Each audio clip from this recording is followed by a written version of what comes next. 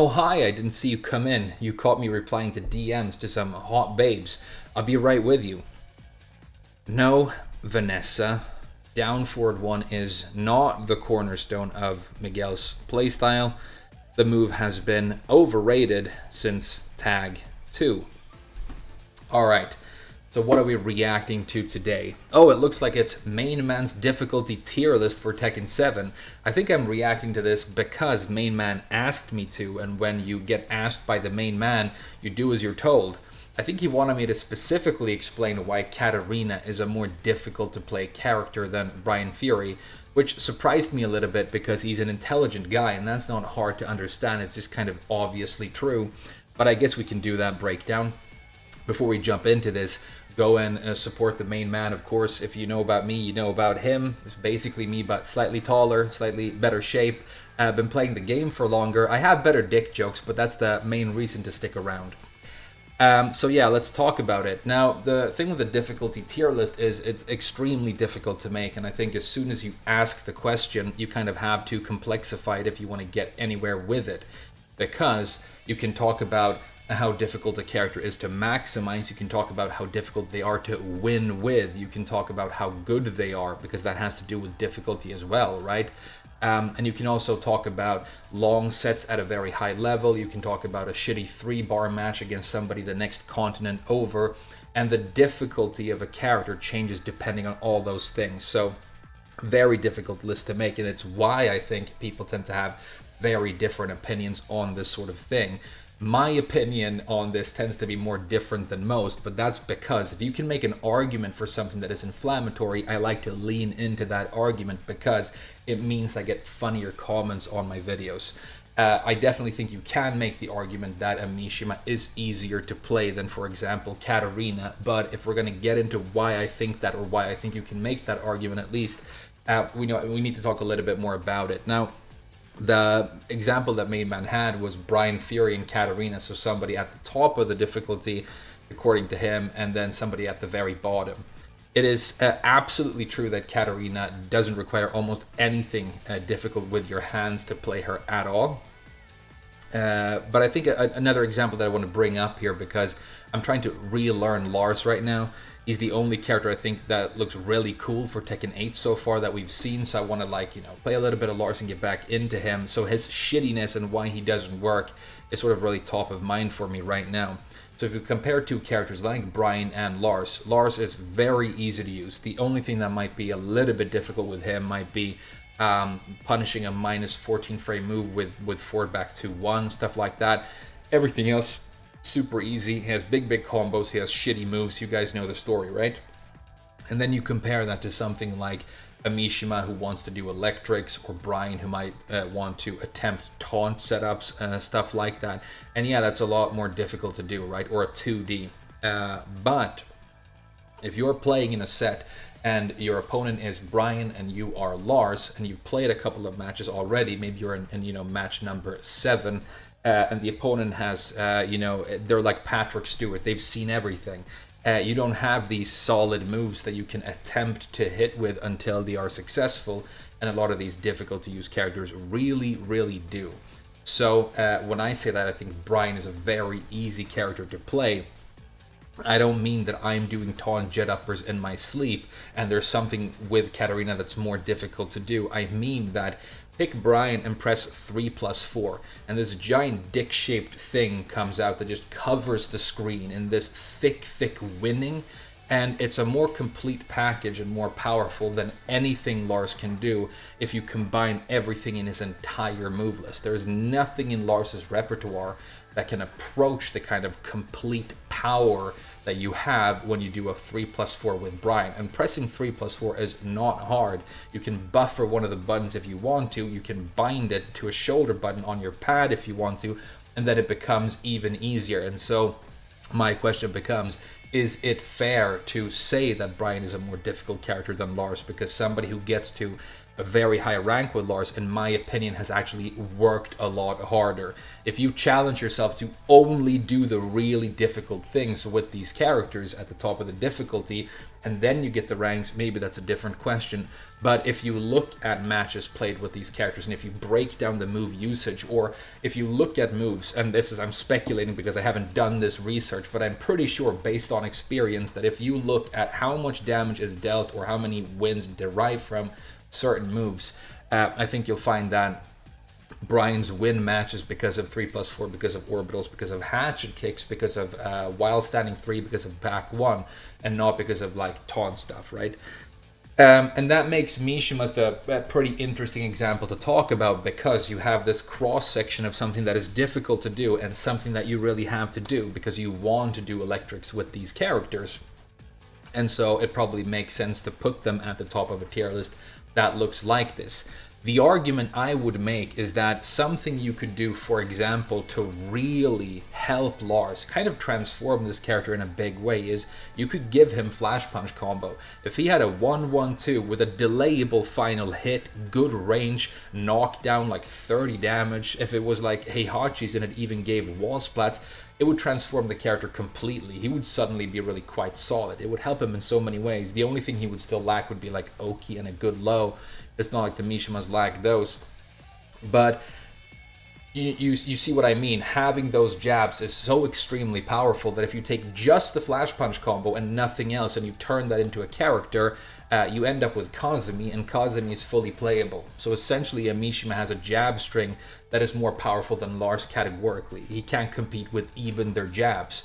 And so is it fair to call them more difficult to use than Lars again? And you can tell that a lot of this, sort of like all of my opinions on Tekken, derive from my butt hurtness when it comes to the bad balancing of the roster, in my opinion. That's the thing I've been obsessing about since this game came out, but it kind of became, you know, my main obsession after, you know, Leroy Gate and all of that, because I feel like it's not, you know, it's not a democracy, right? Any of this. And I don't like the idea of people in the community sitting around jerking off the same 5 characters, calling them hard, calling them impressive, and then the developers just want to boost and amplify them, and all the rest of us are just sitting on the sidelines feeling sad about ourselves. So you can tell that there is a lot of butthurt involved in my opinions here, but I don't think I'm wrong. Now, the next sort of controversial opinion that I'm going to have here, if you want my honest opinion on character difficulty in Tekken, if I were to make my own tier list, and it's so easy that I don't have to bring up one of these templates, is that I think you could take Mishima's 2Ds, probably Lee, maybe Bryan, probably not really in my opinion, maybe Law, Nina, did I mention 2Ds? And then there are a couple of characters where you kind of want to do, you want to be really good at instant while running, so maybe Dragunov, and you could put them in a difficult to use tier at the top, and then you could create another tier called very easy to use always, and just put all the other characters in there. Because there are a lot of characters in here where there isn't that much difficult stuff you have to do with your hands. Or you could put it this way. This is actually the way I would describe it, and I think it's a pretty useful way to think about it. Playing Tekken is really hard, and there are generic difficult things that you have to learn to play Tekken well. And the best example of that is Korean backdash cancel. If there's nothing more difficult than proper Korean backdash cancel that you have to do with your character, then it's easier to use than just playing generic Tekken, and then doesn't really deserve to be considered difficult in my opinion, right? So put Mishima's at the top with some of these other characters that have these difficult to do things, and then put everybody else at the bottom and just have 2 tiers. You could really make that argument, I think. What would I change about this tier list just looking at it right now? Well, I think Leo being in the D tier is strange, because Leo is actually a character where you not have to do, but you might want to do if you want to be like a good Leo player. You have to learn some pretty difficult things. There are some extremely clutch instant while standing or crouch dash or roll dash 3s that you can do to really boost combos. There are Kincaid cancels, which are really hard. So I think Leo is actually a difficult to use character who should be up there. And apart from that, yeah, I mean, very, very little. Very little. And there are a bunch of characters that you could actually take from the top and just put at the bottom as well. Don't think there's anything difficult you really have to do with Miguel. Maybe what would be like, I mean, ending combos with a down forward 1 and then a really quick 4-4-2-1, 4-4-2-1 after counter hit Savage down back 3, stuff like that. But you don't have to do those things. They're not going to make a huge impact on your overall success, especially because they're hard enough. They're going to mess them up a lot. You know what I mean? Yeah. So I think really you have to complexify the question. I agree that electrics are harder to do than a lot of other things in the game, but my main argument and the thing I'm trying to get to when I say salty things like that is the Electric Wind Godfist is way too good in my opinion. If it comes out consistently, then it's a game-breakingly powerful move. And you can go online right now and you can play against a bunch of Gembus who can do electrics pretty reliably. I mean, almost all the time. Because they've obsessed about doing that one thing instead of actually learning how to play the game. It's kind of the way it goes with Mishima boys. But if they can do it that consistently, like getting it almost all the time, then the move isn't difficult enough to warrant the level of power that it has. It needs to be weaker if it's going to be as easy as it is, or even harder than it is right now if it's going to be that powerful, right? And I'm sad about the fact that we're probably never going to get to a point where that balancing happens, because the most overused and like boring word that people throw around when they talk about fighting games is iconic. But that is considered like the most iconic move of this franchise, so it's always going to be on the forefront if you want to be sure that your character will almost always be a little bit too good.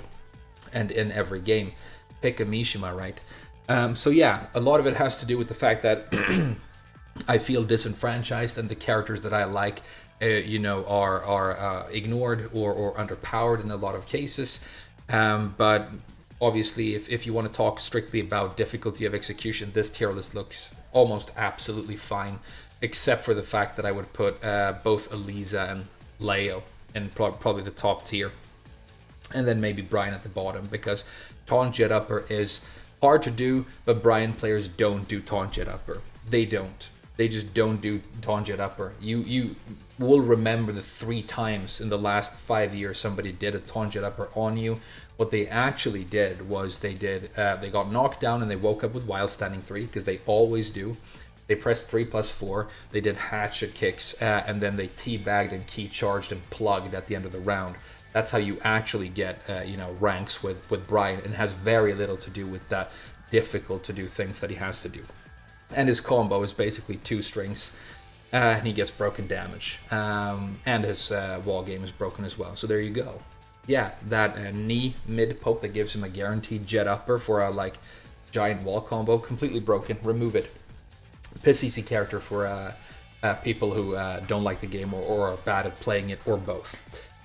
But yeah, some quick opinions on this tier list. I hope it made sense to you, and I'm looking forward to your comments in a big way. Thank you so much to Main Man for actually just putting my name in his mouth, because that's going to boost my popularity. A lot of tech and YouTube is just scooting on the success of this one person, and that is why becoming a reaction YouTuber like me is the way to go if you want success as a content boy. Don't play video games, just look at other people doing it and then talk like vaguely about them. Handle a couple of political hot potatoes and you will be earning big money in no time. Or you can show your feet on OnlyFans like I do. That works as well. Thank you so much for watching the video. I'll see you guys again very soon.